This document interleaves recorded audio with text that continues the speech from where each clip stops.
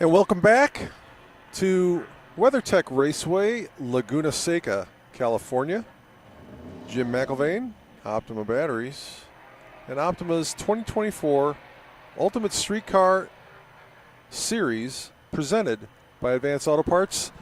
This is the Peak Performance Challenge. Run group number 1 is on track right now. And I apologize for the late start,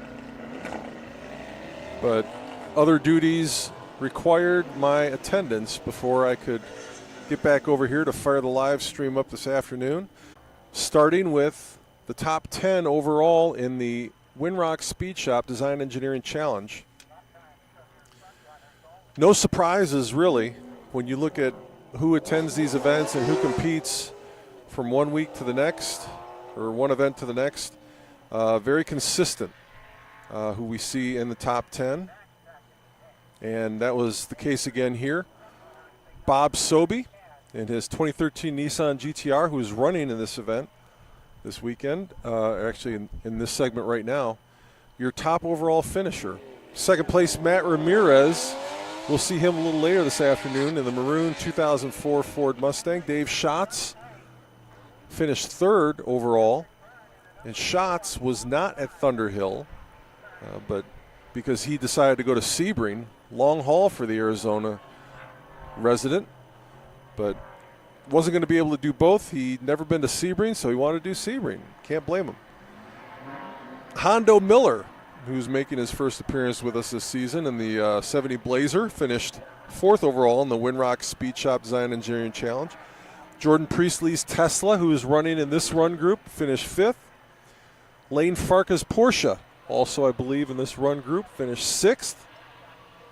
Dustin Reed, his beautiful C10 pickup truck, finished seventh. Brian Hobaugh's gorgeous 73 Camaro, the orange one. Not that orange one, the other orange one. There's two orange 73 Camaros running this weekend. And ninth place, John Faulkner, beautiful 6th Gen Camaro. And then Brian Riley with a fantastic Camaro. Tons and tons of work done on that car. Just recently, actually.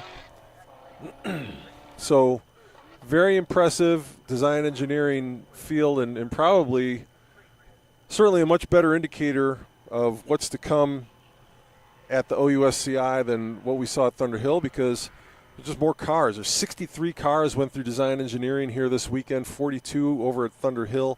So a bigger field, a more competitive field. So those cars that can finish in the top, they can finish at the top here. They'll be some of the top contenders in Las Vegas. David Carroll was 11th. He finished 5th at Thunderhill, to give you an idea of the level of competition changing. Brian Riley actually finished second at Thunderhill, finished 10th here. Darren Voges finished 9th at Thunderhill. He was 23rd here. And Ryan Breezy, 10th here, 20th. Or I'm sorry, 10th at Thunderhill, 20th here. And then Garrett Randall had something going on with his car here, because the biggest points, most points are lost before the judges ever look at the cars. I try to explain that to people. They think everything comes down to the judges. I think it's 63 of 100 raw points that are awarded are handed out during tech inspection. Do your windshield wipers work? Do your lights all work? Does your horn work? When you miss those items, it's crushing, absolutely crushing for your chance. And then they show Alex Kim as third, but Alex running exhibition this weekend because he's got the Mercedes-Benz AMG GT that did not have legal tires. So tough break for him, and it could just be a situation for the size wheels that come on that car. They just don't make a 200 treadwear tire because they figure, AMG GT owners can afford to buy a new set of tires every year on their car, and they probably can.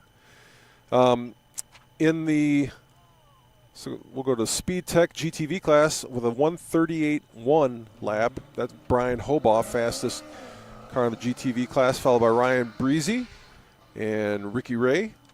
In the Lingenfelter GTL class, Lane Farka had the fast time, followed by Josh Cummings in the Porsche. So the two Porsches sitting at the top of GTL, and Terry Breezy in that blue C6 Corvette. Over in the No Limit Engineering GTT class for trucks, David Carroll's Blazer was the fast time on the road course, followed by Dustin Reed's 72 C10 and Wes McFarland's 74 GMC C10.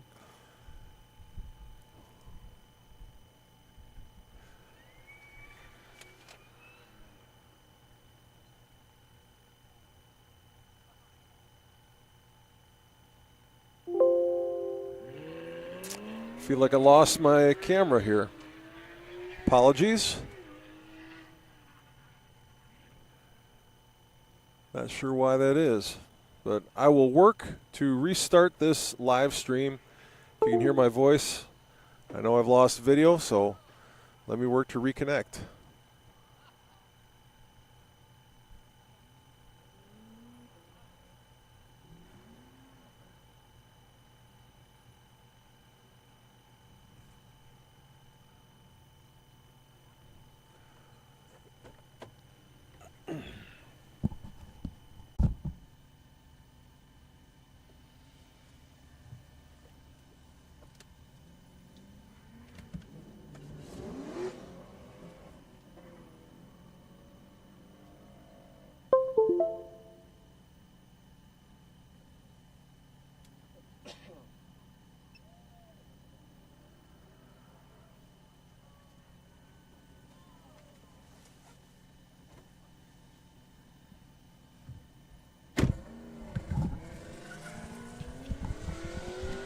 All right, looks like it's back on.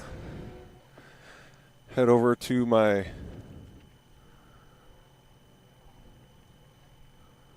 chatter box and see if anybody's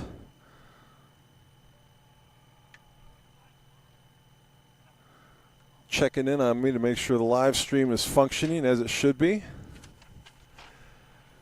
Get back to it in the After Dark Speed GTS class. Fast time on the Falcon Tire Road Course time trial this morning was Logan Palmer, C7 Corvette, followed by CB Ramey in the C8 Corvette, and Bob Sobey. Interesting, Sobey third fastest in the Nissan GTR. In the GoMoto GTC class for the compact cars, a 1:48 lap turned in by Matt Davis in the Bad Vibe, the Pontiac Vibe. Passed several Corvettes during their lap session, and Eric Heller commenting he wish he had a video of that because people wouldn't believe him unless they saw the video.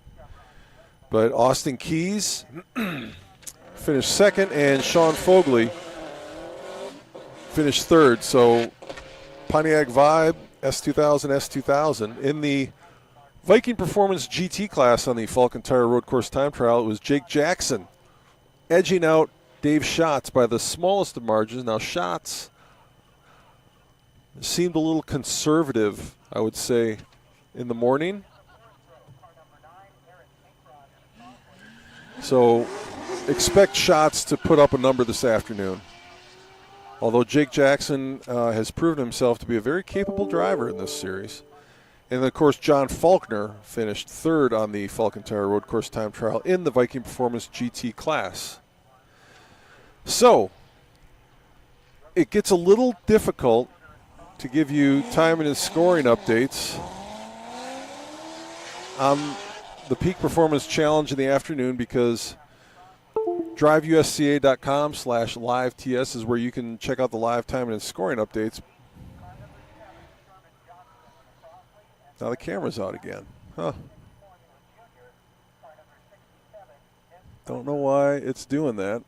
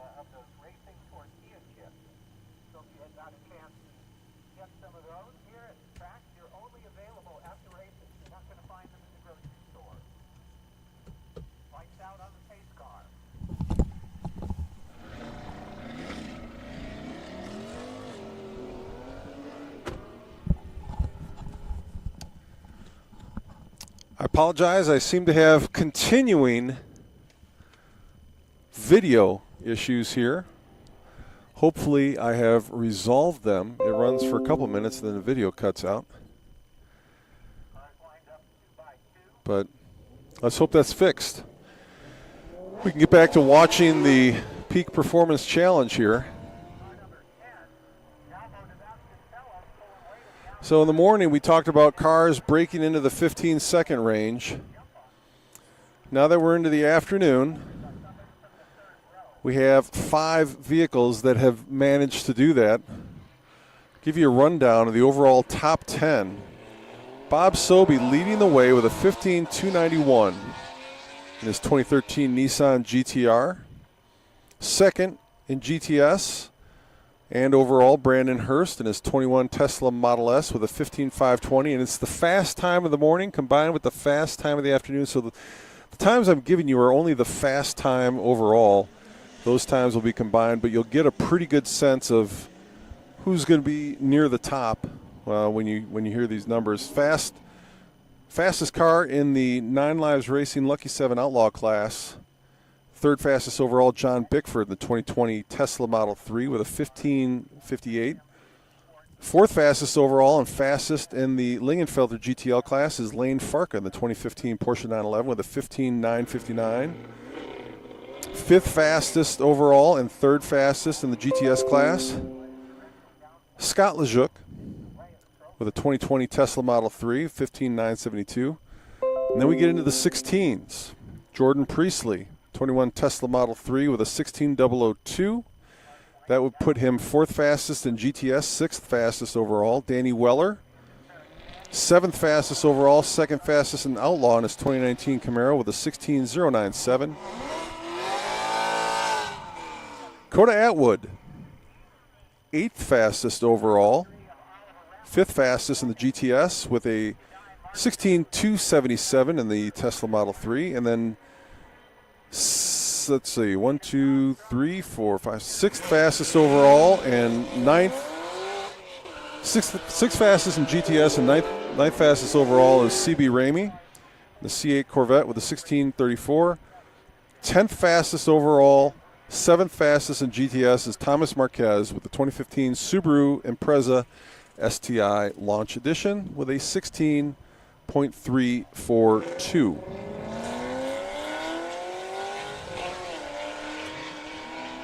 So as we take a look at these GTS cars specifically, they're on their third run here this afternoon.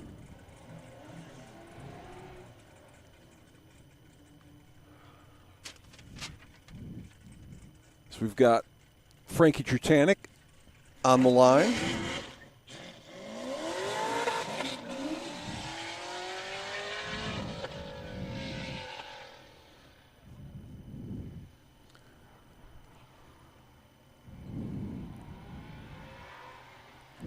Trutanek hits the cones. That run is not going to be any good for him.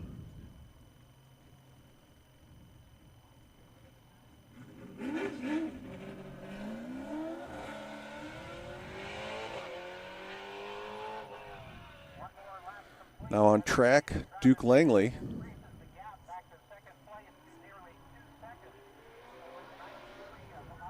Smoking it hard, coming in, doesn't really come anywhere near stopping, and not really that great of a run. 15:52 on the clock, so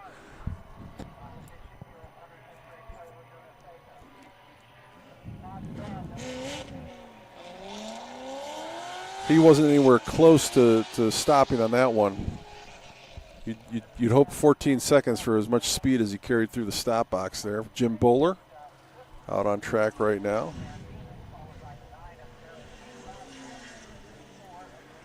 Not a clean run for him.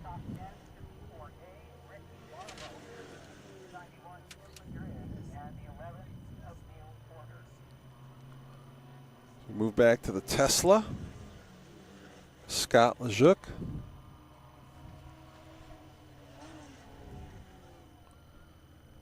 He makes a clean run, and he does it in a 15.97.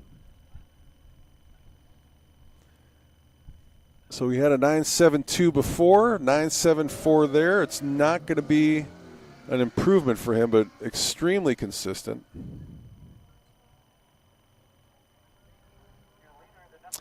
Logan Palmer with a 17.57 on the board on his third run here.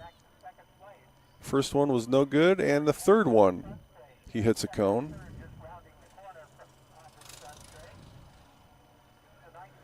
Moving over to the outlaw class, we've got Danny Weller on deck.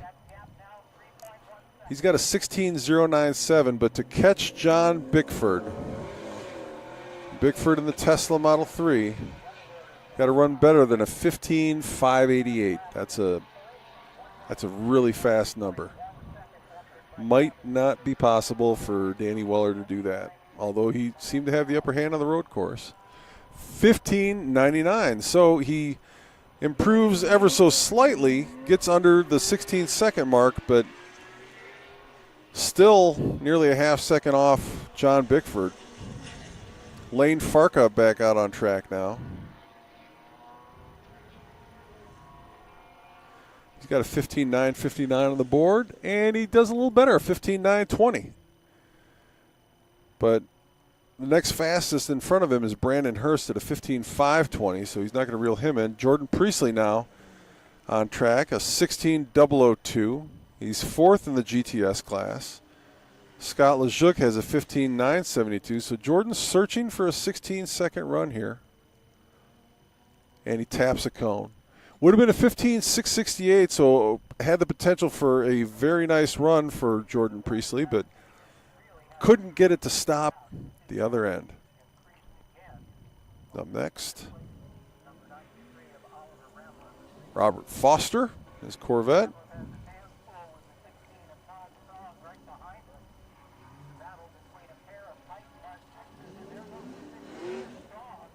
See how he comes in. He's got a 17.494 on the board. And a 17.783. So not going to be an improvement for him. And it looks like we're into our fourth runs of the afternoon. He's the first one I see with a fourth run. I apologize I didn't get out here for the beginning of this session. Had other duties to attend to here on site. Mark Golovin on track right now. He's in the outlaw class. He's got a 17.267. Clean run, but it's a 4.06, so he'll stay right where he's at. Ahead of Jim Bowler, but behind Frankie Trutanek. Back to the After Dark Speed GTS class. Head right to the top. Bob Sobey with a 15.291 on the board. Here comes Brandon Hurst. He's got a 15.520. Can he do better? No. It's a clean run, but it's a 15.7 for Brandon Hurst. Move down to the fifth place car. Coda Atwood on track right now. 16.277 on the board for Atwood. He's basically got to run a 16 flat to get around Priestley. So we'll see what he can do here on his fourth and final run. He's going to hit a cone. 15.879 if it would have counted, but Atwood will stay behind Priestley as his session comes to an end. Move down to, well, where did Thomas Marquez? There he is. He's in seventh position with a 16.342 on the board. CB Ramey has him by 0.02 of a second. So a 16.073. It's a clean run for Thomas Marquez. Ramey still has to run, but that's going to move Marquez around Ramey and Coda Atwood for the time being.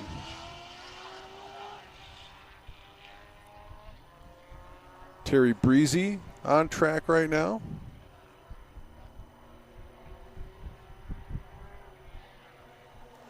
He has a 16.641.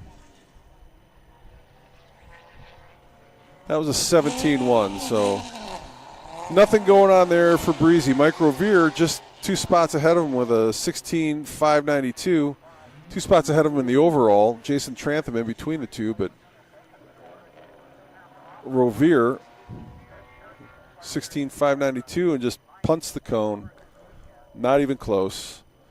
So now we'll go back to the After Dark Speed GTS class and Bob Sobey. He is your leader, a 15.291. He's got second place Brandon Hurst, who's already run by about 2.5 tenths. Can he get into the 14s? That might be wishful thinking. He tapped that cone. They're going to show a red flag. 15.470 if it would have counted, wouldn't have helped. Bob Sobey's afternoon on the Peak Performance Challenge is over. Moving to CB Ramey. Sits in 7th position with a 16.34. And actually pretty big crowds here this afternoon. Much bigger than we had this morning. The sun's shining, a little cool and breezy. CB Ramey pops the cone at a 15.79, so that's not going to count. He'll sit where he's at in 7th for now and hold his breath and see what happens. Back to the Outlaw class, your overall leader, John Bickford, with a 15.588 on the board.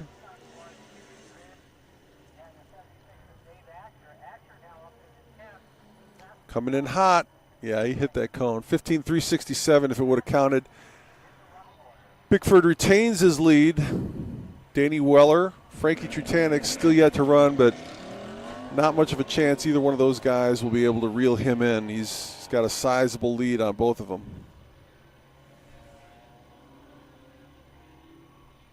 At least in the afternoon. Danny Weller might have had him in the morning.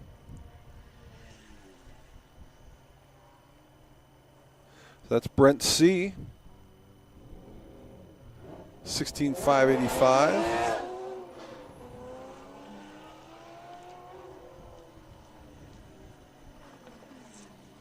The session is winding down as we see the next run group coming to grid.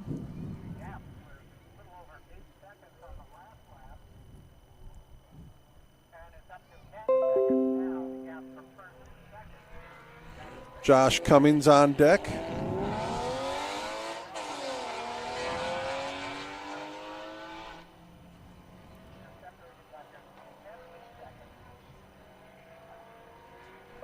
Cummings with a 17.074 on the board.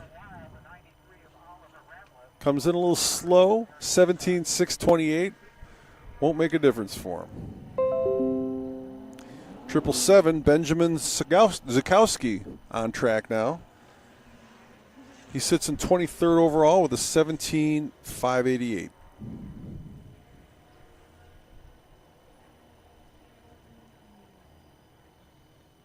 It's a clean one, but it's a 17.591. 0.03 of a second slower. Won't help him. Jason Trantham on track now in the C8 Corvette, 14th overall. 16.627. He needs a 16.591 or better to get around Rovere and pick up some points. He comes in clean. 16.567. Nice little run. Gets him around Rovere. Does not get him ahead of Jordan Cook in class, but picks up a point on Mike Rovere. John Lawrence on track now. He has a 16.830 on the board. Terry Breezy out of the GTL class sits ahead of him with a 16.641. A clean run, but it's a 17-second run, so Lawrence will stay where he's at. Jordan Cook off the line.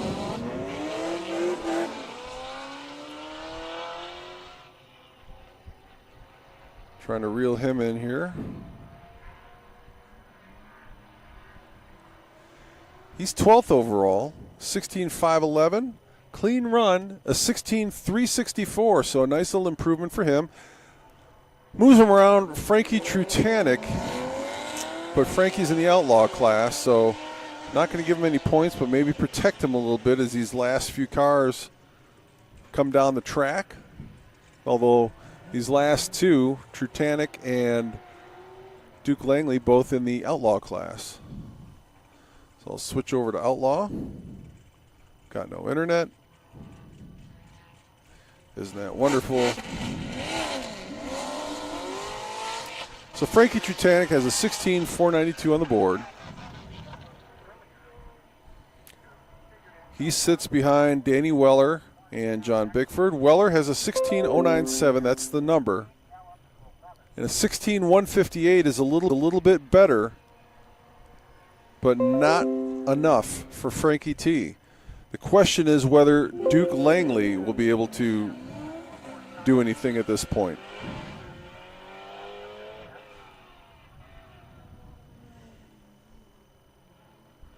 I'm struggling to find Duke Langley in the overall. Langley with a clean run, a 16,305. So I think what I'm seeing are these afternoon sessions, and it's possible Langley didn't have a time this afternoon, unless my internet is still acting wonky. Yeah, that was the first clean run that Langley had this afternoon. He needed that. He had 3 scratches in his first 3 runs, and man, if he would not have put down a clean lap that time, that would have been devastating for points. So a bit conservative. Bickford, Weller, and Trutanek got Duke Langley, and I'll tell you, it's shaping up right now like Duke Langley will not be winning this weekend in the 9 Lives Racing Lucky 7 Outlaw class.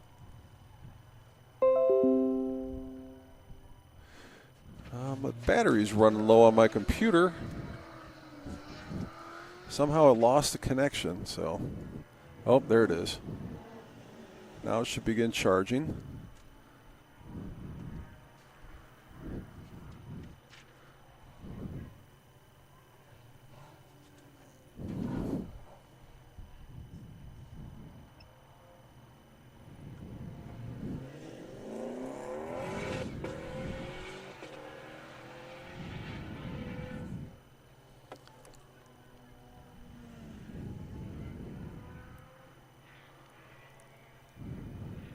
If you can hear me, Danny Weller comes in, hits the cones, no good.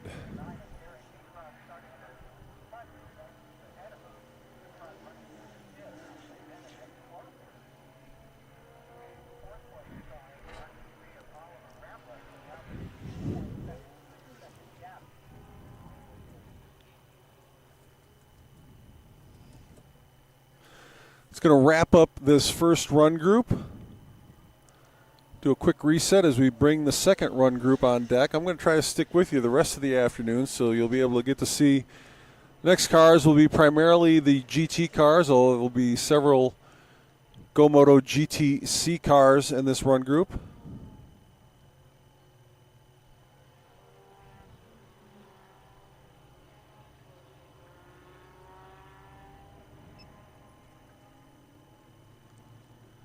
Then we will have primarily the SpeedTech GTV cars and the No Limit Engineering GTT trucks in the final session this afternoon. And again, many thanks to series competitor Tyler Hawker tuning in from the Dakotas on the live stream. Thanks for sharing it and keeping me abreast of to the technical difficulties that we may or may not be having.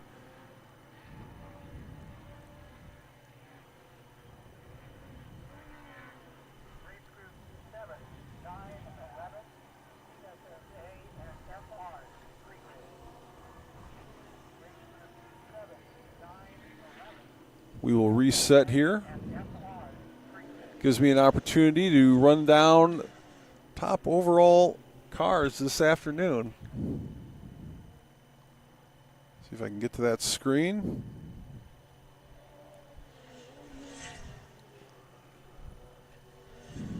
So my feeling is these are the top times from this afternoon. Give you the top 10 first overall, and in the After Dark Speed GTS class, it's Bob Sobey. 2013 Nissan GTR with the 15,291. Brandon Hurst second overall and in GTS. The 2021 Tesla Model S. John Bickford, 3rd overall, 1st in the 9 Lives Racing Lucky 7 Outlaw class. 4th overall, 1st in the Lingenfelter GTL class, Lane Farka in the 2015 Porsche GT3. 5th overall, 3rd in the GTS class, Scott Lejeune, 2020 Tesla Model 3. 6th overall, 4th in the GTS class, Jordan Priestley, 2021 Tesla Model 3. 7th overall, 2nd in the 9 Lives Racing Lucky 7 Outlaw class, Danny Weller, the 2019 Camaro. 8th overall, 5th in the GTS class, Coda Atwood in the 2022 Tesla Model 3. 9th overall, 7th in GTS, CB Ramey with the 2024 Corvette. And then 10th overall, 7th. I misspoke. In the GTS class is Thomas Marquez, 2015 Subaru Impreza STI launch. So 2 Outlaws and a GTL in the top 10 overall, and the rest are all GTS cars. For years, this series looked to the GTL class, the lightweight class, as the series that most typically generated the OUSCI champion. That's changed. The dynamic has changed. It's moved to the GTS class. Bob Soby's proven that time and again, as we get John McKissack lining up now. His 71 MG.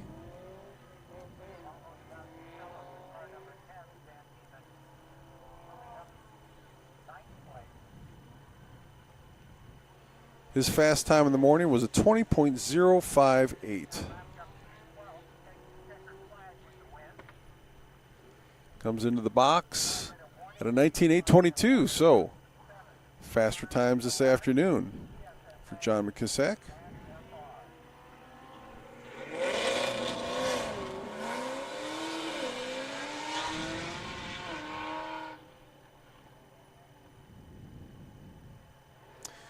Dave Schatz held the fast time this morning with a 16.195 in the GT class. 17.817 on the board. Clean run for Oscar Belandrin. Michael Arley on track now, followed by Hector Curiel.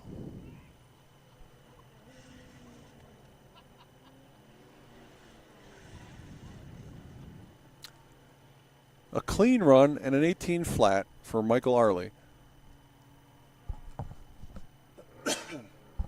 So since it's the fast time of the morning combined with the fast time of the afternoon, I won't get into whether that was faster than their morning or afternoon, because I don't have access to both those scoring tables at the same time. Clean run for Hector Curiel, 17.822. On deck and on track, Stephen Komlos, 2018 Camaro.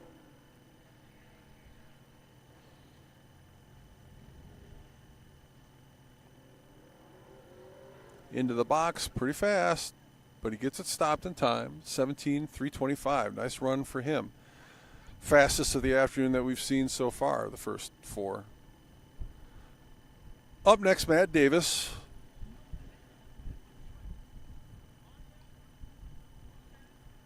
It's not your everyday, ordinary Pontiac vibe.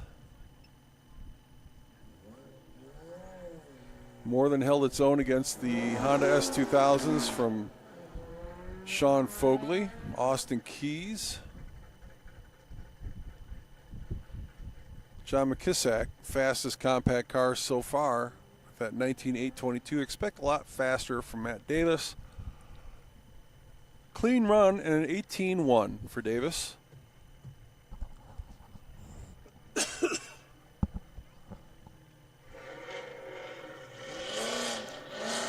Back to the Viking Performance GT class. James Pierce on track now. 17.325, the fast time this afternoon. And a cone for Pierce, so this will be a scratch run for him. On deck, Jay West, 2019 Mustang.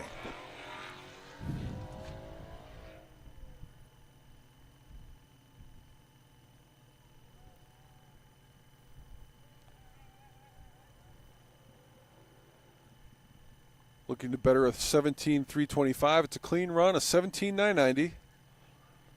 Puts him fourth fastest overall. Back over to the compact class. Sean Fogley on track. He's trying to get around Matt Davis, who put down an 18.105.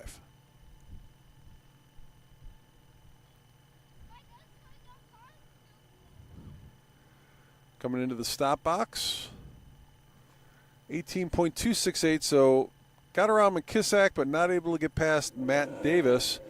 And look at that. I wasn't expecting to see Matthew Wackerly again, but whatever transmission issue he had, he has resolved it.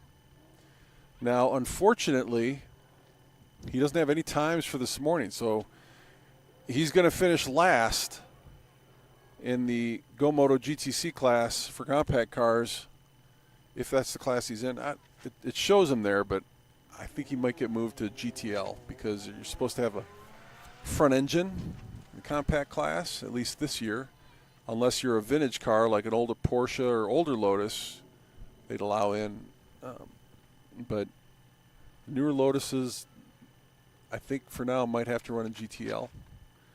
So Wackerly's running. I don't know what it was. We joked about duct tape and zip ties, and apparently he found the right ones.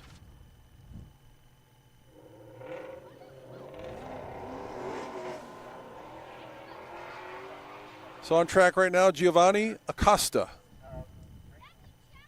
in the red and white Mustang.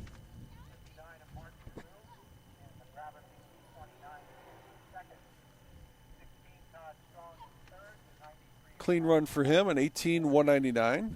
Puts him at fifth overall in class. He's followed by Michael Antonsen in the 2019 Mustang. Top of the GT class is currently Stephen Komlos with a 17.325. Doesn't look like she had a time this morning.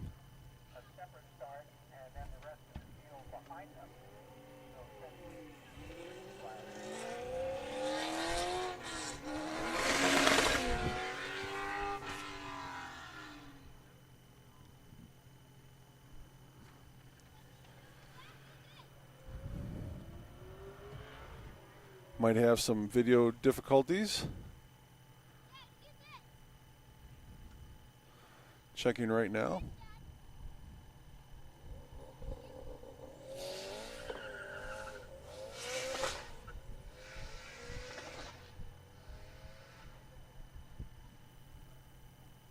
Well, it's still running,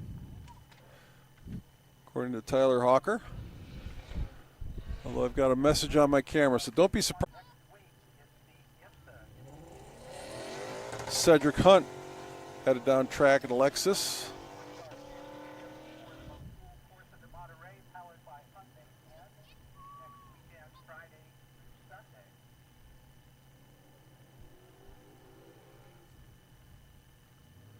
Clean run for Hunt. Puts down an 18.891.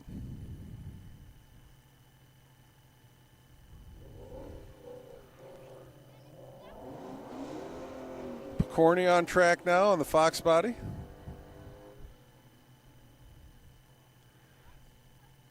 Top time, a 17.325 by Komlos. It's the number they're chasing. Chris Picorni puts down a 17.661. It's good for third in class. Goose Mejia up next.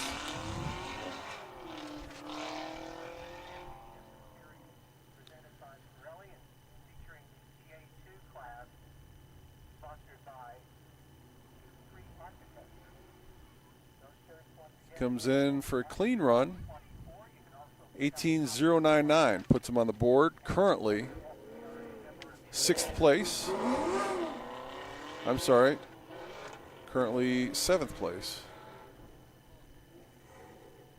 Now moved him again to 8th. What good am I? The results keep moving. The goalpost keeps moving.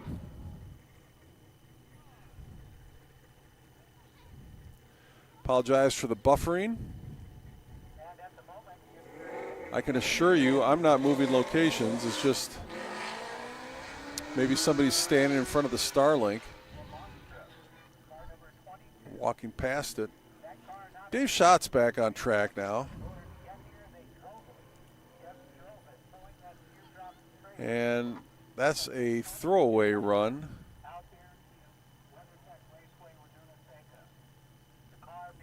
Ahead of him, 20.22 seconds for Brian Riley. Dave Schatz on track. 17.325 on the board. I believe Schatz was in the 16s this morning. These next 3 cars are going to be 3 of the quickest you'll see.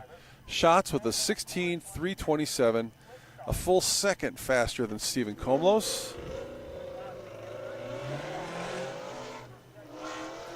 Matt Ramirez on track now. 16.327, the number to beat. And these are the last 3 cars of the first go-round. 16.377. So again, very tight. 0.05 of a second between Schatz and Ramirez. You wouldn't think you could have competition within 0.05 of a second outside of a highly structured sanctioning body like NASCAR, but it's amazing. There's 2 guys building a Camaro and a Mustang, and they find a way to be that tight. 16.299 for John Faulkner. He moves into the top spot in the Viking Performance GT class. Transition back to the compacts. And I believe John McKissack will lead the group for their second go-round. He had a 19.822. He improves to a 19.639, but he needs to shave probably another 1.5 seconds off to get around Sean Fogley. That's going to be a big task. This is the first weekend for that MG. Still a lot of sorting out being done on that car as Oscar Balladrin's on track. Konage, throwaway run for Balladrin. So Faulkner leading the way, 16.299, then Schatz, Ramirez, Komlos, and Balladrin. Your top 5 here this afternoon in the afternoon session of the Peak Performance Challenge. Michael Arley coming in, posts a 17.87. His previous best was an 18 flat, so that'll get him around Jay West. Tuck him in right behind Hector Curiel. On track now.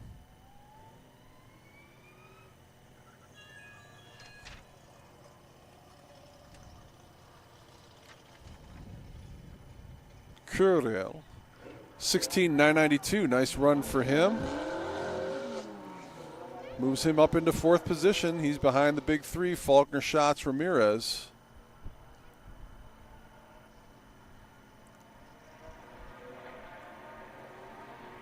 We'll see what can be done here.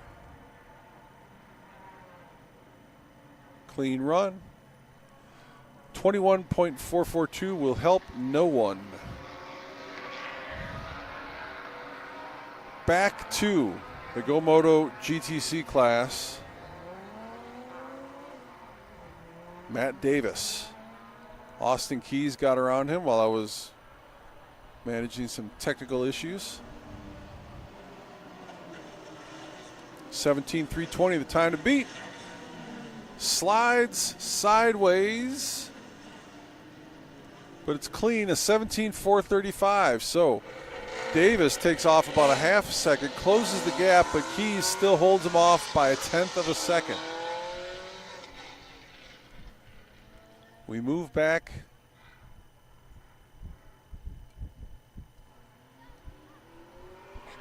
to the Viking Performance GT class. Clean run. 17.71.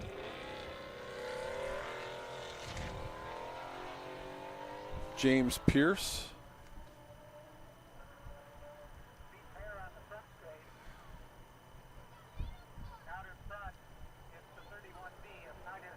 And Jay West coming in. Too hot. Not going to get a time on that one. Back over to the compact class.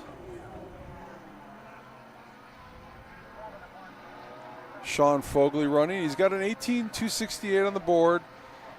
Davis and Keys are ahead of him. 17.434 to pass Davis. 17.320 to pass Keys.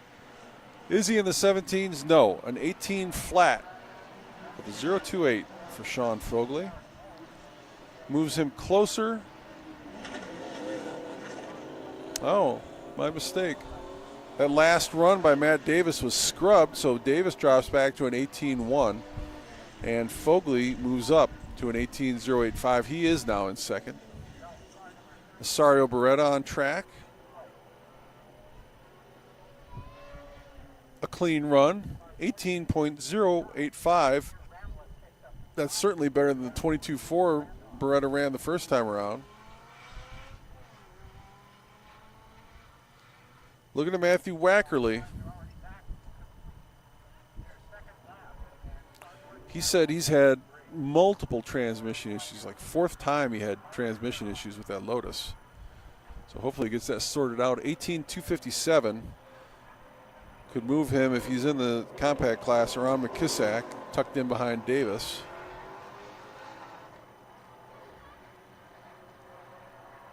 Back to Giovanni Acosta.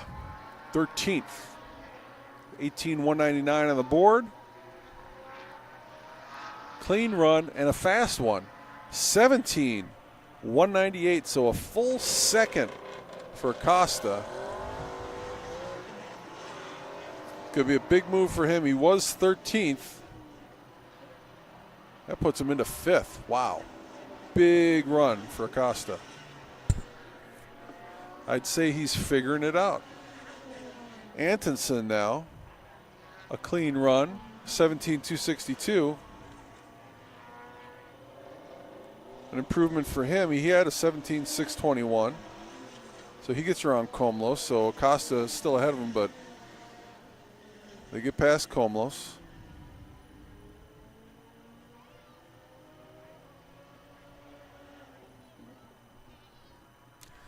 Clean run and a 17.962 on the board. I believe that's James Pierce. Sorry, Tyler Randall. Similar cars.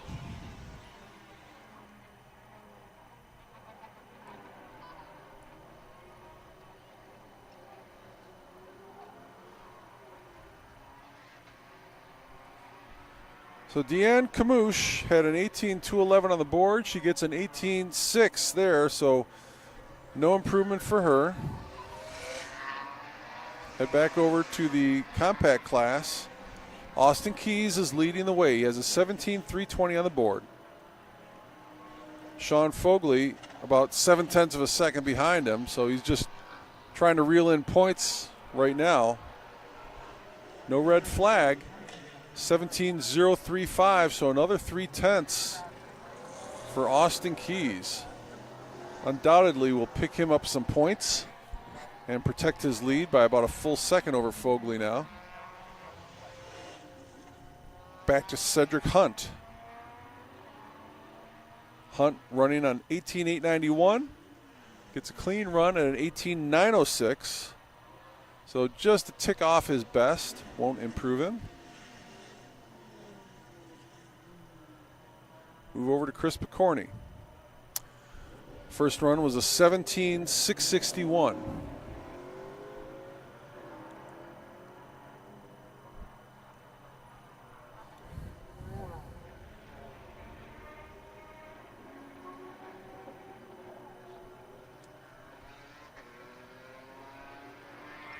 Clean and a 17.496, so a nice run by Picorni. tightens him up a little bit, but does not get him around Komlos. He stays in the 8th position. Goose Mejia on track.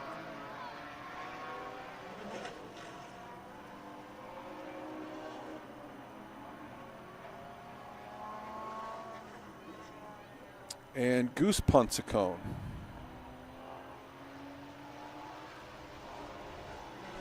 So he'll stay at 14th with an 18.099 as Jake Jackson takes off from the line.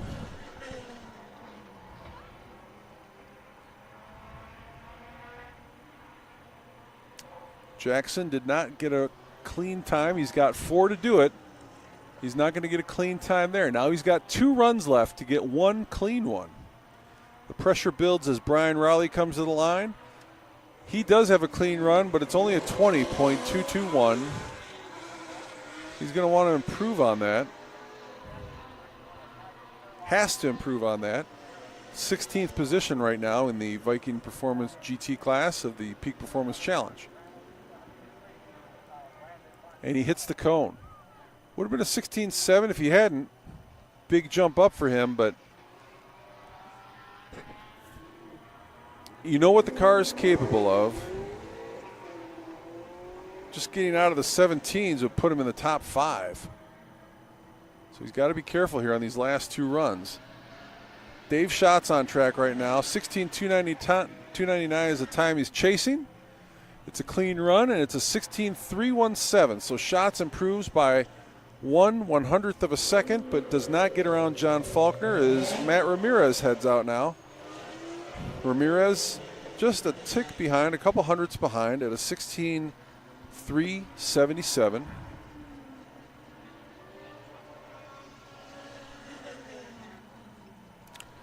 And it would have been clean, but he hit a cone. So it would have been in the 15s, actually.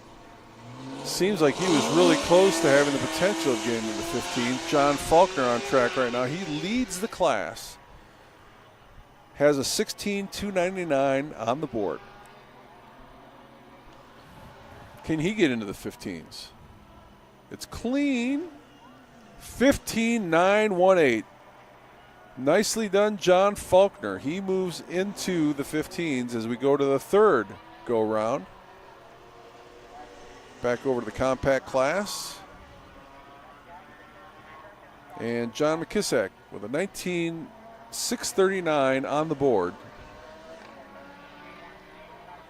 A little smoke at the end, but clean, 19.735.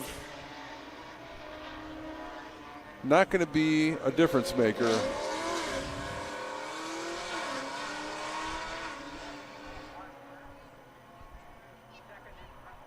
Now we're back on track. The GT class.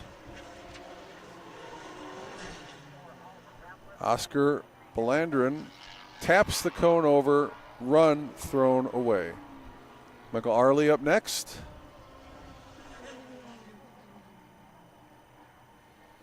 Arley sits 11th. He has a 17.872. A 17.6 will get him inside the top 10.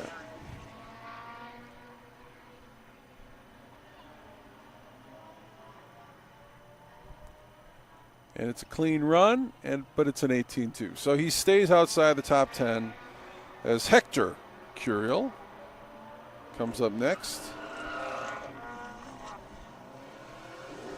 Hector sits in 4th. Very solid, 16.992. Searching for Matt Ramirez in 3rd at a 16.377. That's a big jump, about 0.6 of a second. 17.2 on the board for Hector. It's not going to be an improvement. Stephen Komlos now on track, 17.325.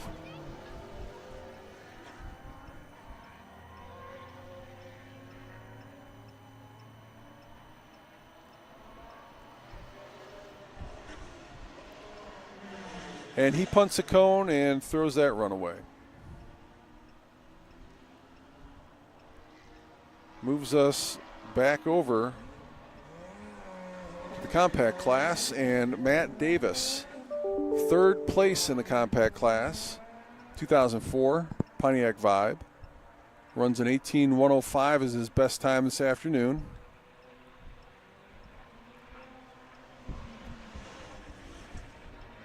Just a touch of smoke at the end, and a 17.634, so a really solid run for Davis. Gets around Fogley by about a half second. Big pickup for Sean Fogley because it's not just position in class, but likely a fair number of other overall points positions.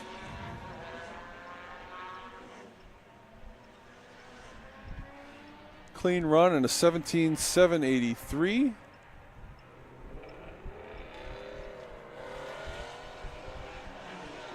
James Pierce.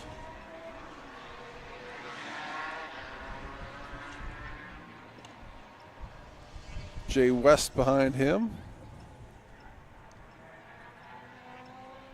A clean 17.74 for Jay West, so a couple tenths for him, moves him around Randall and Arley. Just outside the top 10 now, back over to the compact class. Sean Fogley has an 18.085 on the board. Took 2 tenths off between his first and second runs. Another 2 tenths would serve him well. It's a clean run, and he does it. A 17.820. Now that doesn't get him around Matt Davis, but probably picks up some points and positions. Back to the GT class. Nasario Beretta on track. He's got a 22.046 on the board. Clean and a 17.763. Nice run. And about a 5-second improvement for Nasario Beretta. Should move him way up. Just outside the top 10 now as we switch back over to the compacts. Matthew Wackerly, 18.257 on the board. Clean. 17.699. So Wackerly gets around Fogley. Now he's behind Matt Davis.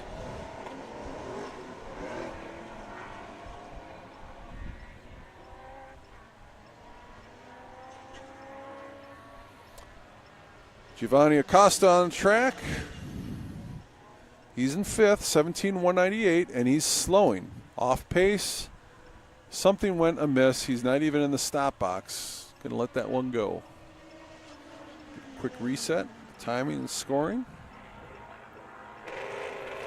Prepare ourselves for Michael Antonsen, who has a 17.262 on the board. He's in sixth. To get around Acosta, he needs a 17.197. For position and points. A 23.3 is of no help. He'll stay where he's at.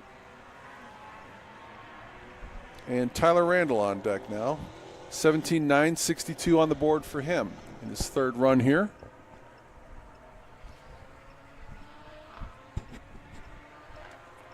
Brother Garrett also runs in the series. We'll see him in a little bit. Clean run and 18.228, so that'll help. And your leader, Austin Keys, on track with a 17.320 on the board.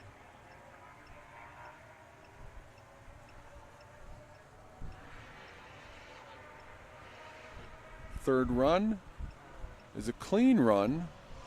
That's 17.154. So shaves off another 2 tenths, opens the gap up a little bit more. Matt Davis now back by about a half second as Chris Picorni makes his way down track. He has a 17.496 in his second run. Oscar Ballandrin, and just behind Stephen Komos. We're talking thousandths of a second. Goose Mejia, 18.099. That's his number. It's 15th fastest. Doesn't take much, get into the 17.8s even, but he punts a cone, throws it away. So he's got one run left. He's only got one clean run in this afternoon. Jake Jackson has no clean runs in this afternoon. So it'll be interesting to see what his strategy is here. Doesn't look like he's taking it easy on the way down or through the turn. Will he be more conservative coming into the box? Yes. And a clean run and a 6:35 for Jackson, who goes from no runs at all to a top 5, 4th place standing now.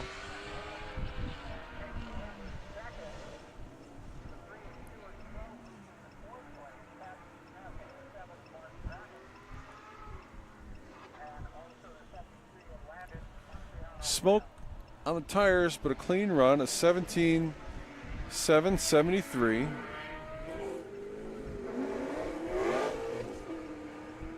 Brian Riley. He needed that. 20.2 was his best prior to that, so that'll move him up a lot. Now Dave Schatz has a 16.317. Faulkner's at a 15.918. And Schatz improves by a 10th, but does not get into the 15. So now it falls to Matt Ramirez. Can he get around Faulkner, or can he get around Schatz? He's just a 10th of a second behind Schatz. Carrying speed. Makes it a clean stop and a 16.458. So consistent, but just to tick off his previous number.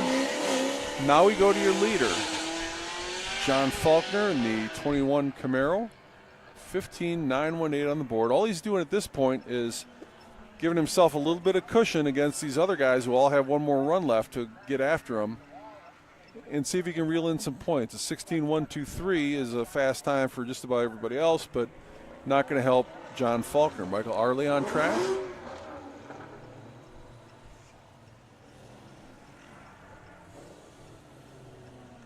$17,872 on the board for Arley.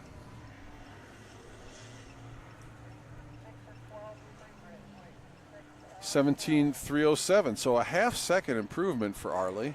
And this is his 4th and final run here.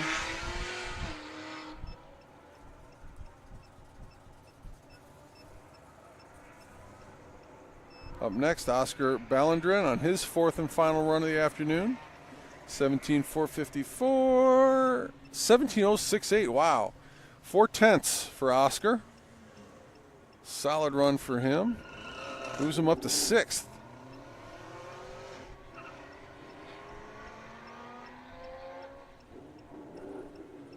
Komlos on deck.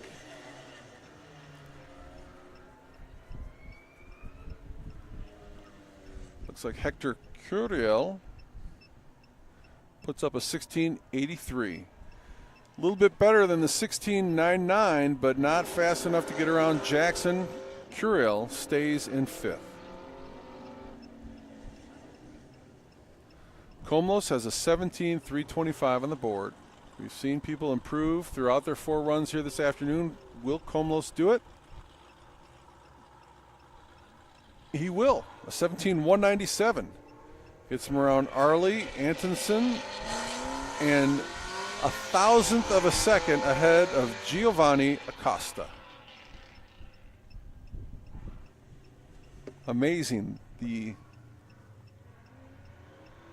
margins here. It's razor thin, razor thin.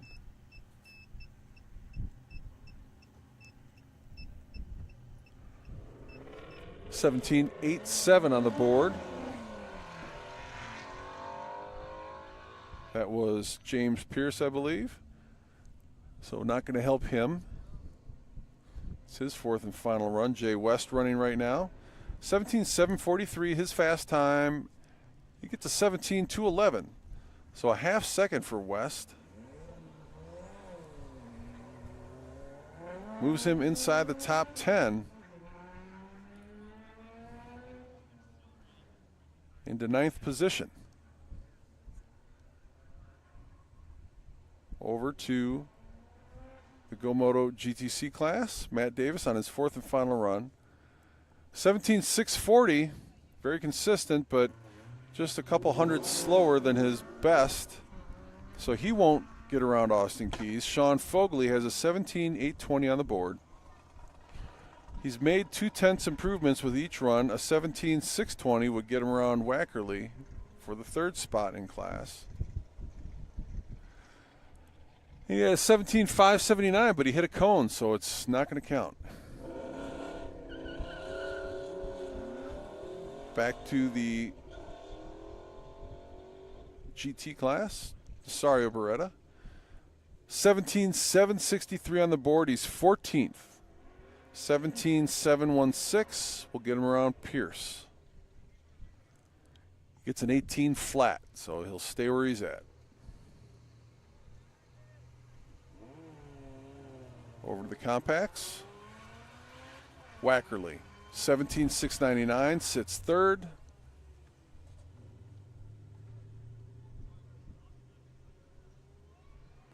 Needs a 17.633 or better to move up. Taps the cone, so that'll be it. Back to the Viking Performance GT class. Giovanni Acosta has a 17.198. Throwaway run on his last pass. Thousandth of a second away from the next car in front of him, but he runs a 17.3, so he'll stay where he's at, and Komlos will hold that thousandth of a second lead. Antonsen running down track right now. He's got a 17.262 on the board. West is ahead of him with a 17.211. Too much speed. 16.475. That was a hero run, a flyer, and it didn't work out. Now we move over to Tyler Randall. 17.962 on the board. 17.772 gets him around Brian Riley.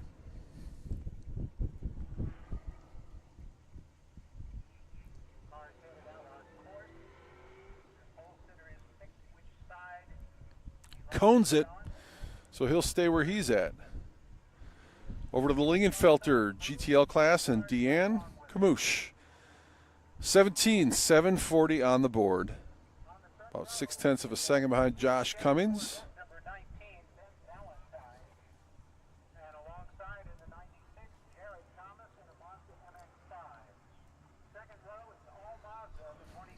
Pause in the action. Now Eric Heller sending her down track.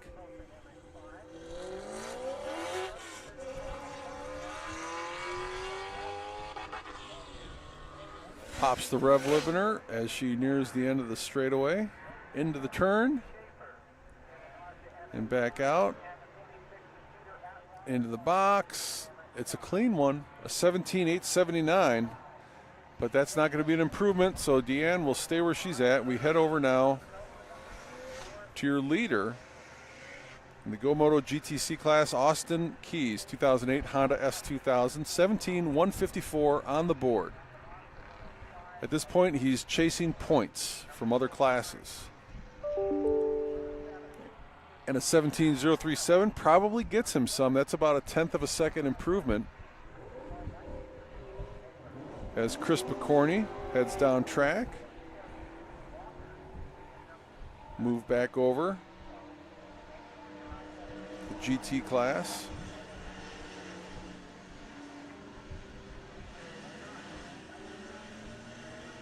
Cone for Picorni on his final run, so he'll stay where he's at.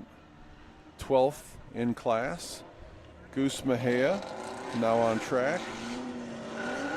Goose with an 18.099 on the board. Brian Riley sits ahead of him by about 0.3 of a second. Not an insurmountable number, but a solid challenge here for Goose. If he can do better than 17.773, hits a cone. Otherwise, it could have counted. Now we move up to Jake Jackson. 4th place. He's made some decent strides. Shaved a second off. Actually, he only had the one clean run. Car gets a little sideways on him coming out of the turn, and he just blows through the box. So he's going to have to stand on his 16.6.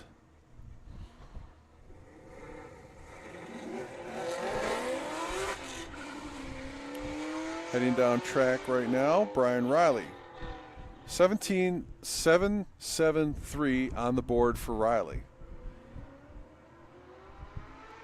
100th of a second will get him around Nasario Beretta. He puts down a 16.8. Very, very solid run. That's about 9/10 of a second for Riley. Moves him well inside the top 10. Now Dave Schatz running down track. Riley now in 5th. Schatz in 2nd. 16.272. Is it clean? It's clean at a 16.8. That's not going to help him. Matt Ramirez with one more chance to get around John Faulkner, who will follow him. Ramirez has a 16.377, about 4/10 of a second behind Faulkner. Even if you can't catch him, you get 3/10 of a second, you're going to pick up points. All he does is pick up cones in the grill of his car, a 15.5 throwaway run. So Faulkner, is Schatz getting a rerun? That's a question.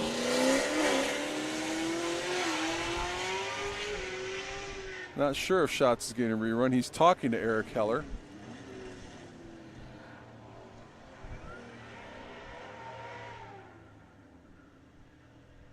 Clean run for Faulkner, a 15.8.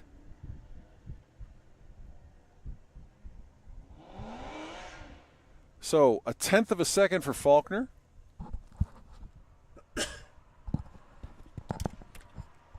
He was leading the GT cars, but that 1/10 of a second could give him some points in the overall. Again, the points in this series are handed out to the cars regardless of class. Just like the Ultimate Streetcar Invitational. There's only one Ultimate Streetcar named each year. I want to give you a reminder, the awards ceremony will be coming up live this afternoon.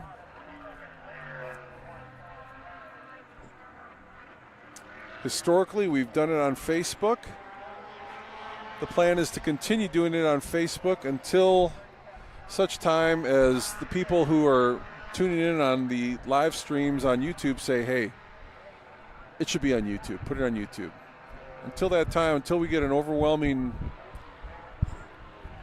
feedback that says you're in the wrong place, we're going to continue to run the awards ceremony live on the Ultimate Streetcar Association Facebook page on Facebook. Be sure to follow it if you don't already. DriveOptima.com is the series website where you can learn more about the series and how you can compete in your streetcar. Some opportunities coming up. Portland International Raceway. You've got a little time to get your junk put together. And it's not a sold-out event. Could be a valuable points event. It looks like Schatz is going to get a rerun here. Not sure why that is, but he had a conversation. Eric Heller. Heller gave it to him. Schatz with a 16.272. He's 0.459 seconds behind John Faulkner. Coming in very hot. Holy cow, I can't believe you stopped it. 15.962. So Schatz does not catch John Faulkner, but he closes the gap significantly. And that's important because that's points. Gets a fist bump from Faulkner. It's friendly competition here, folks. It's not cutthroat. These guys are all friends. They enjoy each other's company. They enjoy the competition against each other.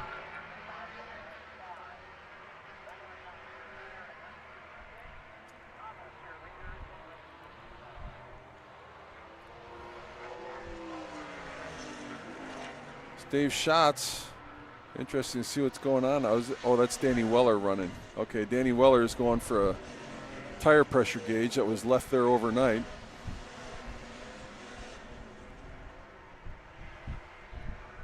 Give you a rundown here in the Viking Performance GT class.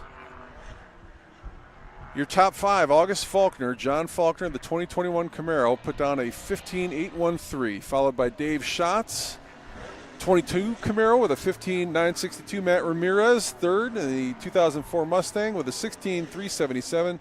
Jake Jackson, fourth with a 16.635. Brian Riley, fifth with a 16.803. Over in the GoMoto GTC class, Austin Keys led the way with a 17.037, 2008 Honda S2000, followed by Matt Davis in the 2004 Pontiac Vibe with a 17.634, and Matthew Wackerly third with a 17.699, Sean Fogley fourth with a 17.820, the S2000, and John McKissack fifth with a 19.639 in the 71 MG BGT.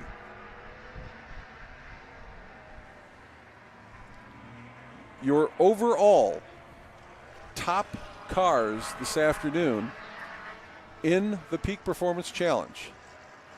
Bob Sobey, 2013 Nissan GTR, 15.291. Wow. Brandon Hurst, second, 21 Tesla Model S with a 15.520. Third, top in the Outlaw, John Bickford, 20 Model 3, 15.588. Fourth, Lane Farka.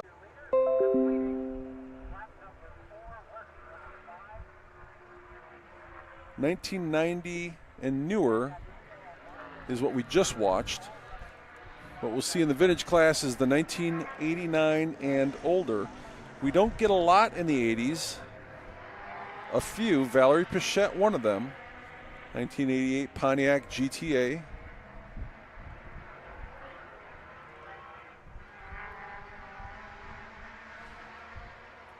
Chris Picorni. I think Picorni's Mustang is a 92, which puts him in the GT class.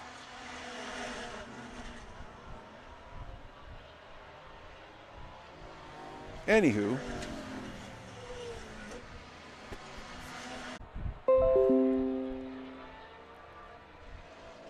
bit of a challenge to do, given that the Mustangs and the Camaros, which would primarily be those GT cars, don't really follow the same generational years.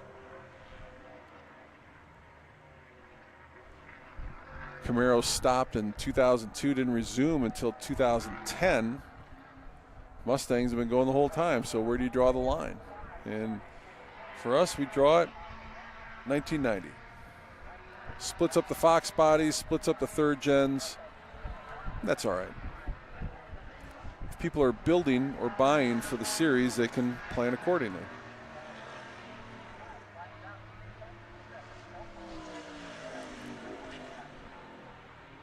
Once we get done here, bit of a hiatus. We'll resume at the end of June. Elkhart Lake, Wisconsin, Historic Road America. And then another bit of a sabbatical. Advice if you're looking for it, and you might not be. If you're looking for events where you could do well potentially in terms of points, regardless of class, don't go to Laguna Seca, don't go to Road America. And why not? Those are the coolest tracks, right? And that's exactly why not. Everybody wants to run the coolest tracks, so they've got the biggest fields and the most competitive fields.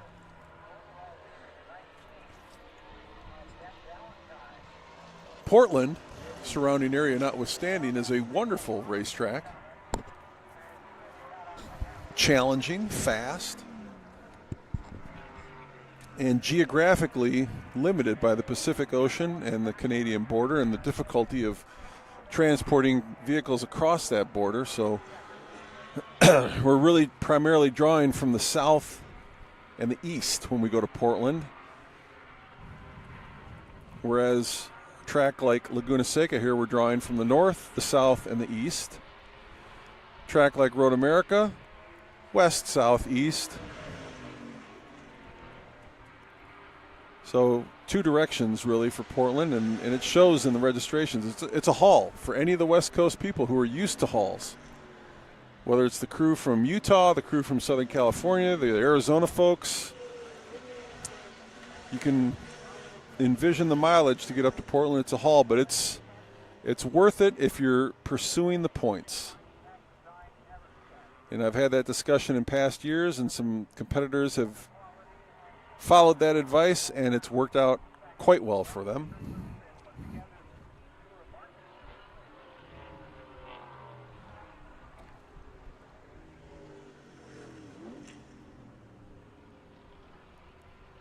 And I apologize for not bringing this run group to you this morning. I had obligations for Peak Auto. And one of those obligations is to tell you to follow their Facebook page. It's a cool Facebook page. It's mostly memes and funny stuff that you're going to laugh at if you're a car person. I enjoy it. Then every once in a while, we'll sprinkle some Ultimate Streetcar content in there, which we always appreciate the engagement on. So give Peak Auto a follow if you haven't. And if you're not in love with a particular brand of coolant, Peak makes a good choice. They support this series.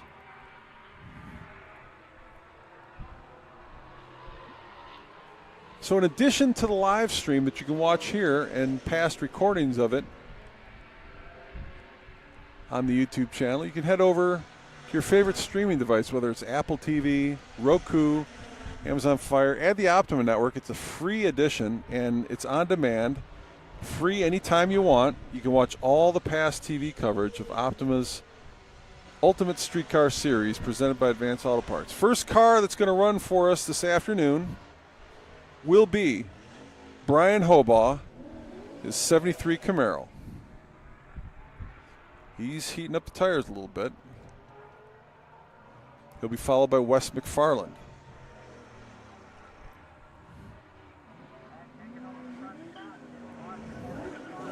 Ryan Breezy, the fast time this morning with a 16.377. Hobaugh had a 16.684 for his fast time. Gets a little loose coming out of the turn, but a clean start and a 16.421, so 0.2 faster for Hobaugh. Nice get up and go for him.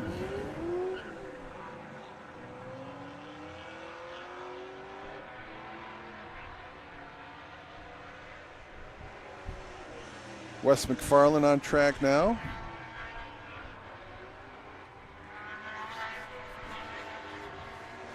$17,939 for him in the morning, a 17,805 for him there. Not sure what that course worker is doing. Looks like he's dancing a jig, but he's not holding a red flag that he probably should be holding, just in case he needs to wave it at some point.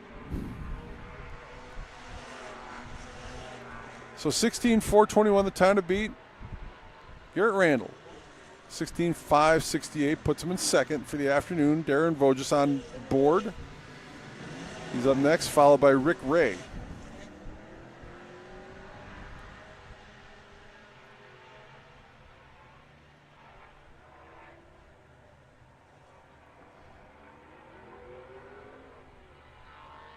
Coming in hot but clean.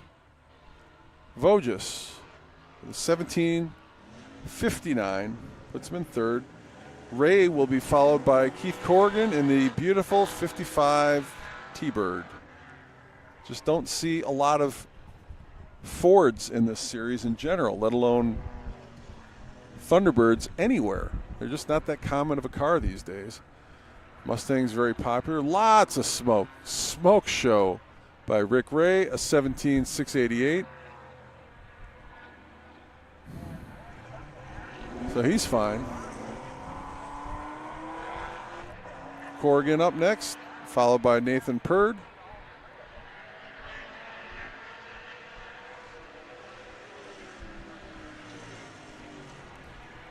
Then Hondo Miller in the on-deck circle. Oh, man, where was that smoke this morning when I was shooting video for Peak Auto?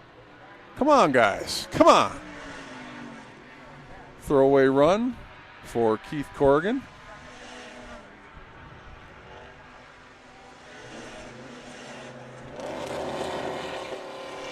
Some back end chatter as see Hondo Miller trying to clean his tires off a little bit. And we had a catastrophic tire failure. The tire didn't fail, but it was going to. It had a bolt in it. Look at that smoke show. Man, where's that coming from, Nathan Pert? Red flag for him.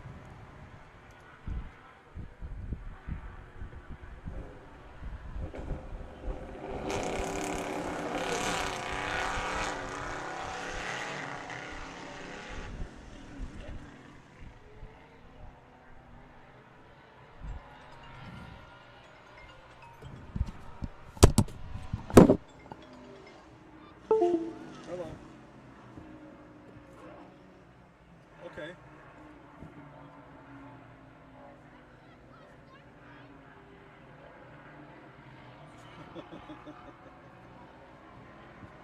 That's not a huge issue.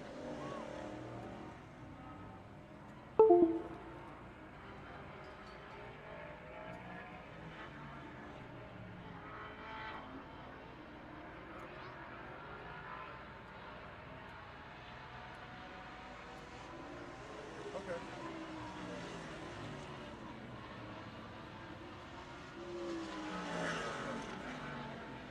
Okay. All right, appreciate it.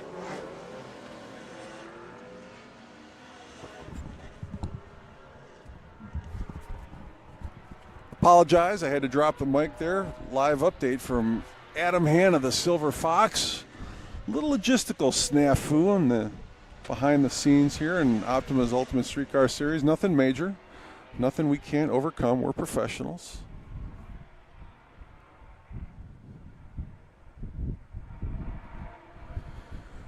Back to the action here. The twin 69 Camaros. Justin Maurice had a bolt in his tire. Did not lose air. Jimmy Day gave him permission to change the tire mid-event for safety reasons, as he should. Smoke show. That's probably why we missed him this morning. He ran at least one and then didn't see him again. Yeah, I was trying to, do my obligation for Peak Auto, and you figure the vintage cars are going to be lacking anti-lock brakes and put on more of a smoke show in the stop box than anything else that runs out here. And I'll be darned, those guys were so good this morning, hardly any of them smoked it. And now this afternoon, everybody's blowing through the box and putting on the smoke show. Even those like Mike Dapkus that make a clean run in 18097. Doesn't come without smoke. I couldn't get any smoke this morning.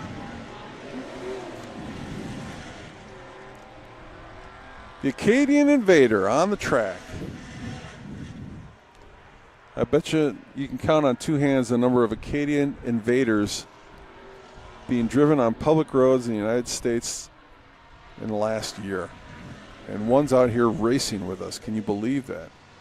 18818 on the board.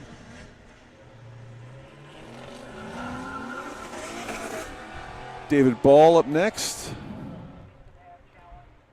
Rumor has it, and it might not be a rumor, he drives that Pontiac to every single event. No trailer. And the same is true for the Danger Ranger up next. Slides into the box. Yeah, I just don't get it.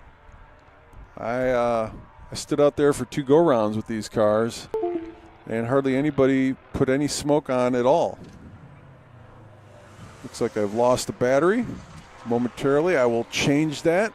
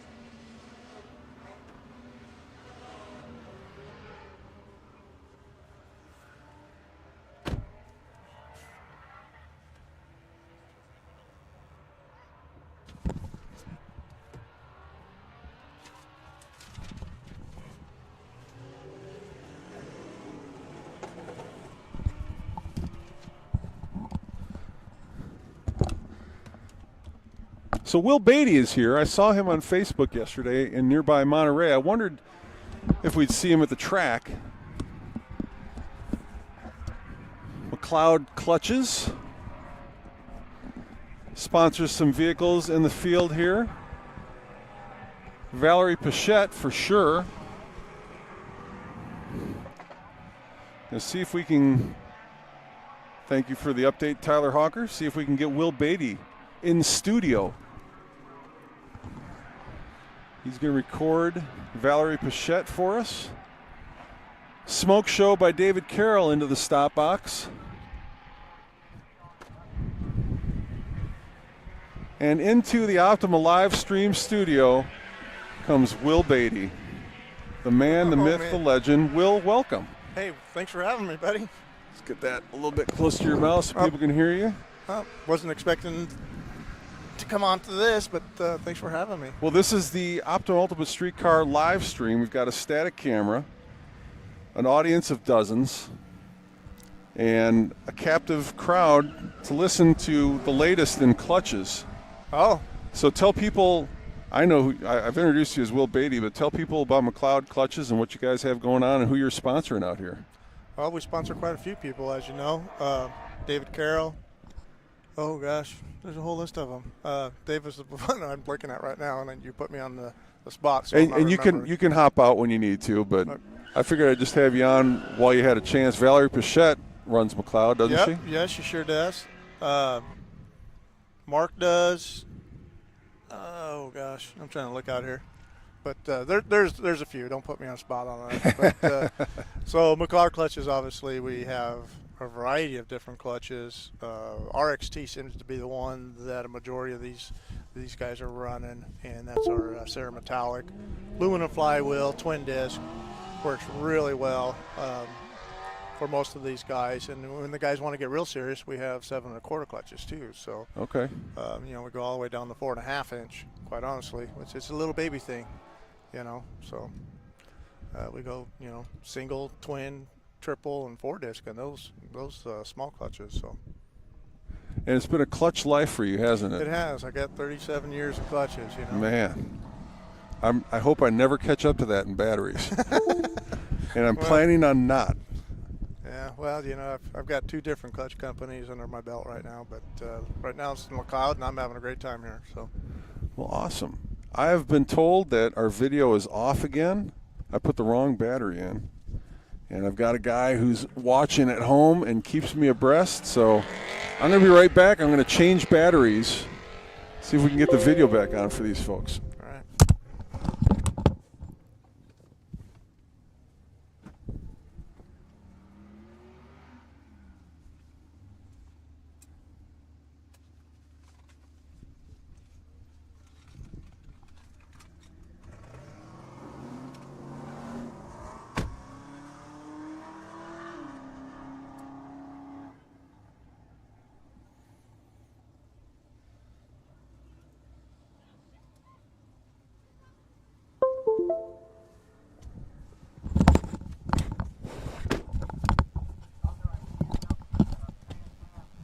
And there we go.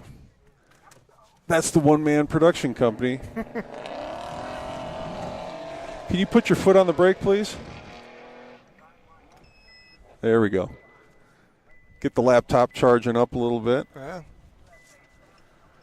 Yeah, if the rental car companies knew what I was doing to their rental cars, I don't know that they'd want to rent to me anymore. I'm a little harder on them than most folks, and not in the traditional way. I just leave these things running. Just run all day long. Yeah. I put a lot of hours on. These things are thrifty. This thing's down below a 1/4 tank of gas, and I haven't driven it that much. Just sitting here. Yep.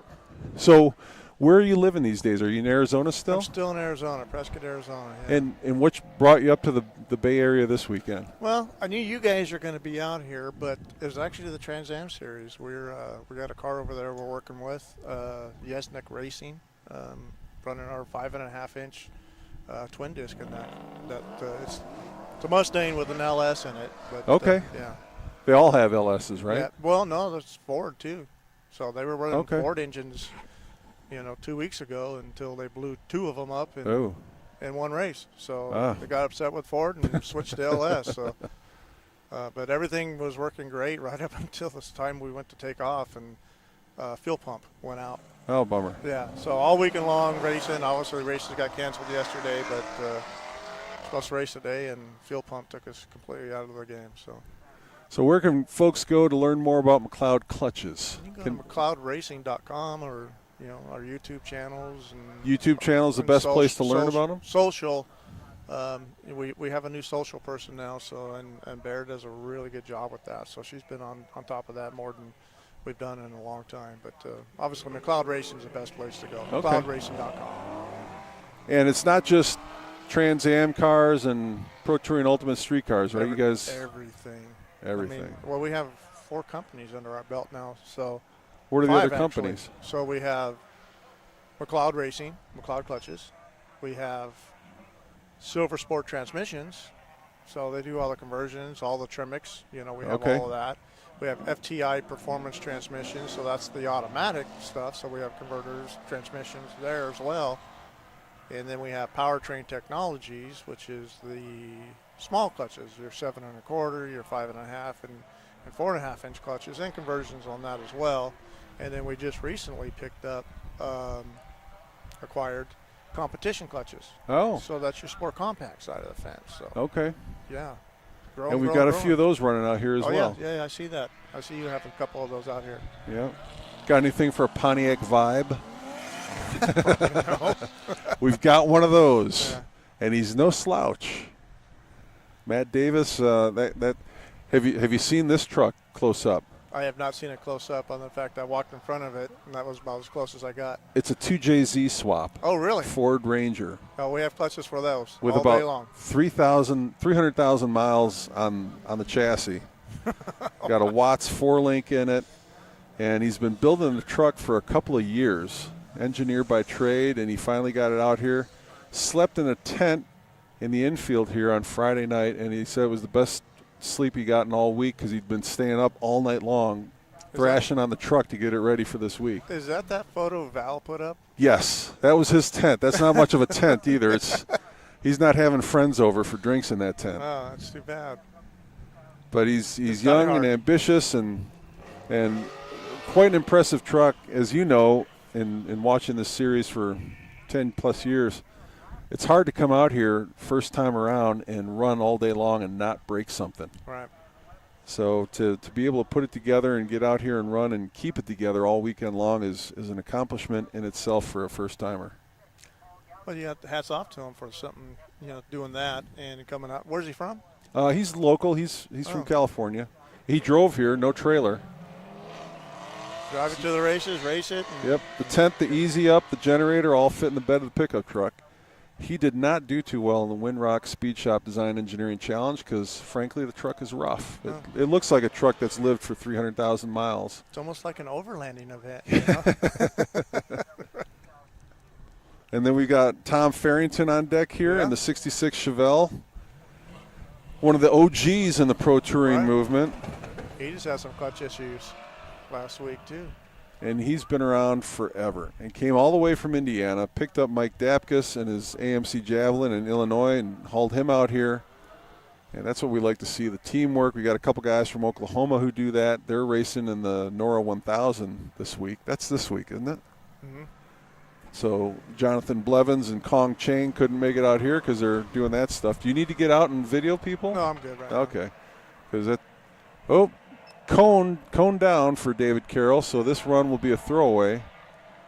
Valerie Pichette on deck, and I was telling folks I didn't put this class in the live stream this morning because I was doing social for Peak Auto and the series, and I was going over to the stop box to try to record video of people sliding in and putting on a smoke show, and nobody would do it. Just like David did right now? Yeah, just like David did right now, except hardly any smoke coming off of anybody's tires. And it's like, And then this afternoon starts, and it's one after another. They blow through the box. They flat spot their tires, and it's like, where were you this morning when I needed you for video? Yeah, I watched Mark do that earlier. He flat spotted the tire. Someone else in a Corvette just like that wasn't even there and just blew right past it. Yeah.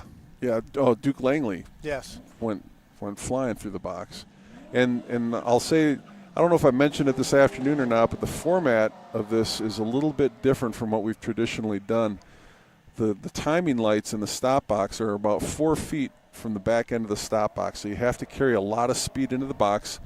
They've put out the three sets of cones at 75, 50, and 25 feet to give you some visual reference of where the box begins. But you got to carry a lot of speed in there, and you got to stop before you get to the very back end, because a lot of folks had that cushion of, almost 20 feet to the back of the box before, and Eric Heller has taken that away from them now. And I don't know the reaction. I haven't heard, people rioting and trying to burn down the Optima trailer, so they must not hate it. But you're kind of hidden over here. They don't even know you're over here, do they? No, they don't. But I don't think anyone's going to mess with you anyway. No. Big guy like yourself. You'd hope not. I had one guy 1 year at NCM Motorsports Park wanted to fight me, like punch me. I'm like, we're not going to have a fight, man. And then by the end of the weekend, he wanted to give me booze. That's after you stood up. No, he knew. That's the dangerous thing. I was standing, and he still wanted to fight me. Oh wow! And he was not all there. He couldn't be. No. And those are the most dangerous kinds of people. You just take your fist and just kind of go down, lay on his head, like boom. Yeah, nobody's getting in a fight at one of these things. They'll fight all kinds of engine troubles, but they're not going to fight each other. Most everybody's really good with each other. Yeah, very friendly series. We saw Dave Schatz in the last run group fist bumping John Faulkner, and those guys compete head to head. It's tight competition between them, but they're happy. They don't want to dominate. They want fun, tight competition and quality competition. So I haven't given many updates. Brian Hobaugh put a 16.421 down early here in this session. That was his first run, and nobody has gone faster, including Brian. So 16.421 is the time to beat. Each of these competitors gets 4 runs. It looks like we're on at least run 3 for most of these folks. In fact, I think that's what it is for most of these folks. And then we've got Falcon Tire Road Course Time Trial coming up and the awards ceremony live at the Optima Batteries rig on the Ultimate Streetcar Association Facebook page later today. Still got road course going later today, right? What's that? Road course? Yes. Later? Yep. One more session on the road course. And it was tough this morning because track was wet for that first run group. Right. And you don't give much thought to the strategy until after the session is over and you talk to some of the EV guys and they said, if I was smart, I would have pulled right onto pit road and I would have waited for the last 3 laps because the track dried off very quickly and the EVs can't run the whole session and maintain the same amount of power. So they should have let everybody else go out and run. Oh, Hondo had some issues with his transmission in the morning session. Got it sorted out, came back in and made a couple runs. Looks like he's got an issue now. He's stopped on track. You can see him on the right side of the screen there. Something hanging down? No.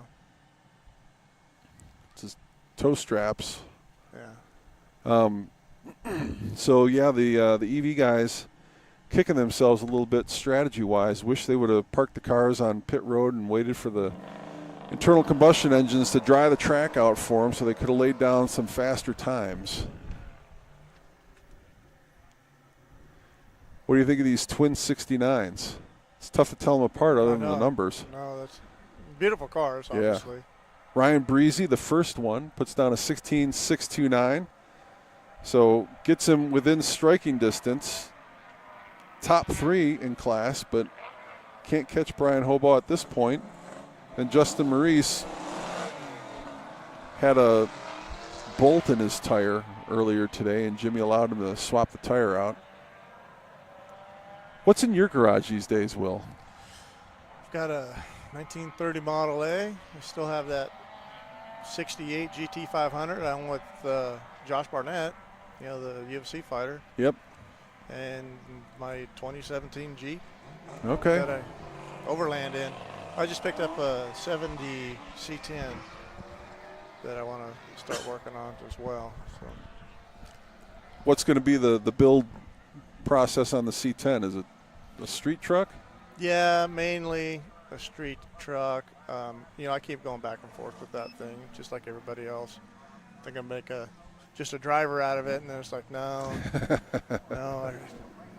You know. Well, if you need a battery, you know who to call. Well, I always will call you for a battery. Yeah. So. When's the last time you saw an Acadian Invader anywhere? I haven't. Yeah, I said I think you can count on both hands the number of Acadian Invaders still on public roads in the U.S. today, and one of them's out here racing with us. I think is that the Canadian version of the Chevy Nova wagon? Is that what that is? It's something. I don't know what it is, but yeah. I've never seen one, so. I think it's Canadian. Hey. Yep, you betcha. Take off, hoser. David Ball, he's another guy who drives it. Some of the Teslas do that as well. Brandon Hurst, have a picture of him last year when we came out here a little bit earlier in the year. He's got a little tire trailer that he tows behind his Tesla, and he stopped in the Donner Pass when the snow was like 12 feet on either side of the road and snapped a picture. That's just crazy. See a little 2JZ. Yep. Peppy truck, 17,555 for that truck. Brian Hobaugh still sits atop with a 16,421 in the GTV class. Dustin Reed on the truck side leading the way with a 16,733. He's at the line right now, followed by Logan Melson, Wesley McFarland, and David Carroll without a time in his first two runs. So the pressure's on for David because it's your fast time in the morning added to your fast time in the afternoon. So you have to put a number down. Wesley McFarland got a clean run first time around and missed his next two. So ideally, you'd like to have at least two clean runs that put up some kind of time. I know Mr. Carroll over here, the pressure's on, so. Yep. He was talking about that just before he came out here. He's that close. Dustin Reed hits a cone. He's leading, so he's got a little bit of a cushion. He can do that. Because these guys might be into their fourth runs. No, David Carroll's not. He's only got 2 runs in the books.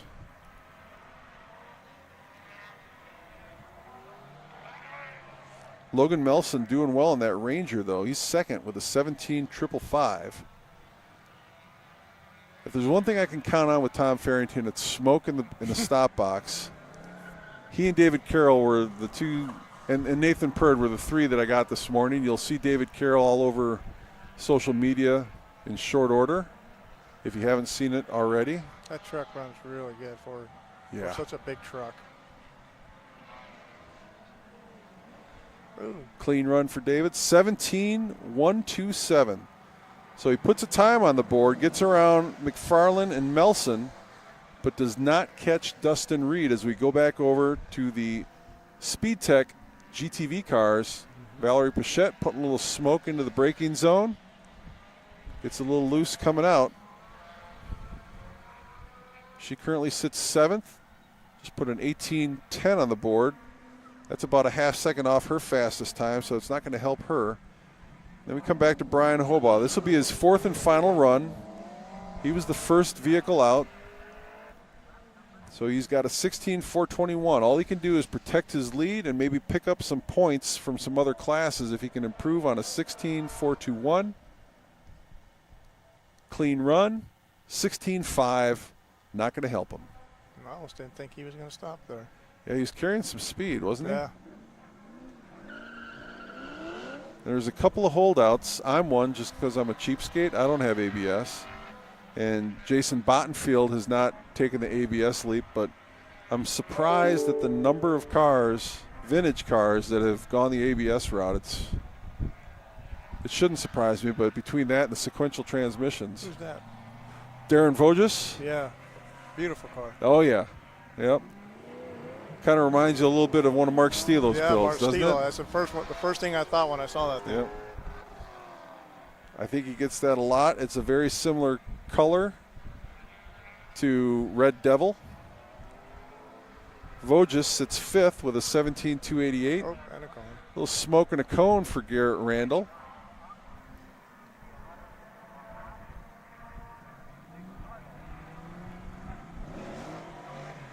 And Rick Ray.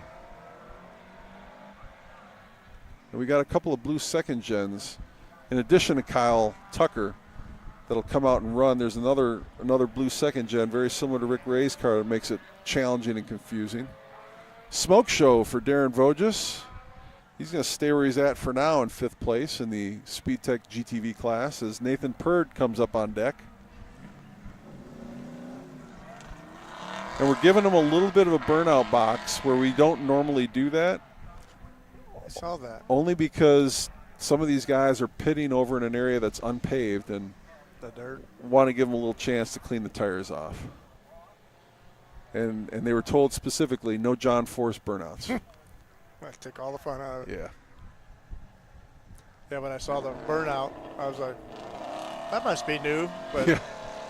Jimmy explained it to me. Yep.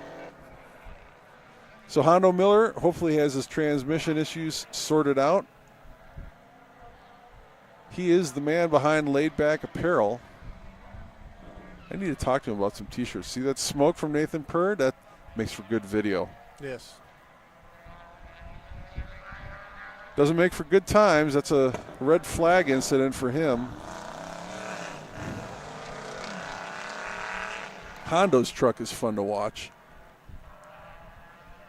He's not doing it here, but a lot of times that truck gets up on three, and you don't see Blazers up on three wheels very often. Clean run for Hondo, a 17.734. And he needed it because he didn't have any times this afternoon. Now, the question is, did his truck stall and can he get it started and out of the stop box?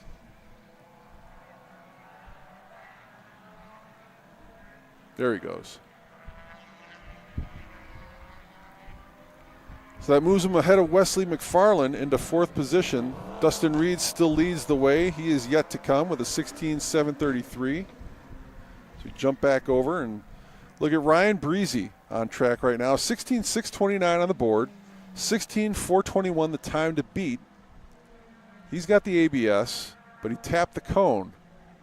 Is he going to get the red flag? Yeah, they wave the red flag.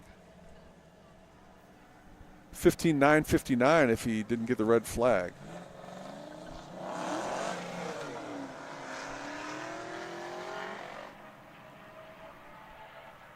So you heading back tonight? Tomorrow morning. Tomorrow morning? Yeah, me too. San I'll Jose? What do you mean? Are you flying out of San Jose Airport? Right here? Yeah. Yeah. Yeah. Okay. So I'm like 15 minutes away or something. That it?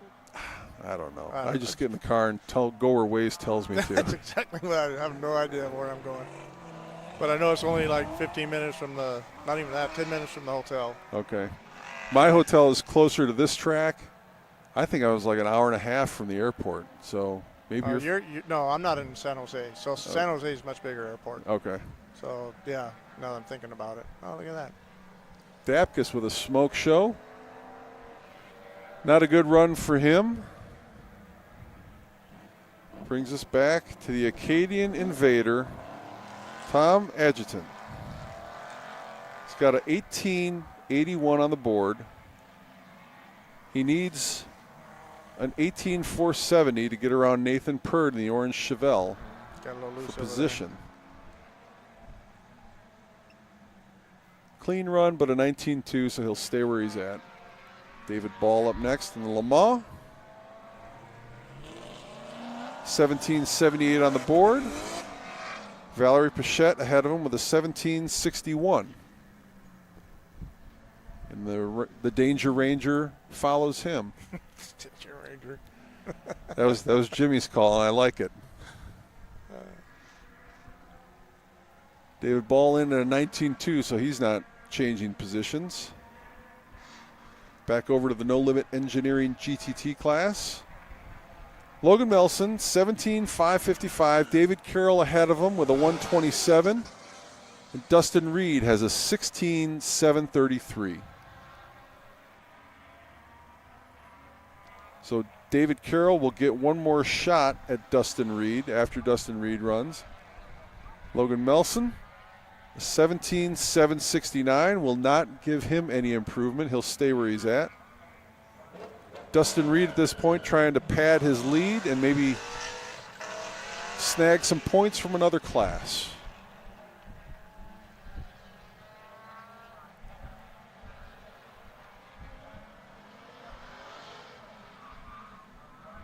It's usually a two-truck race when Dustin Reed and David Carroll show up. A 16,516.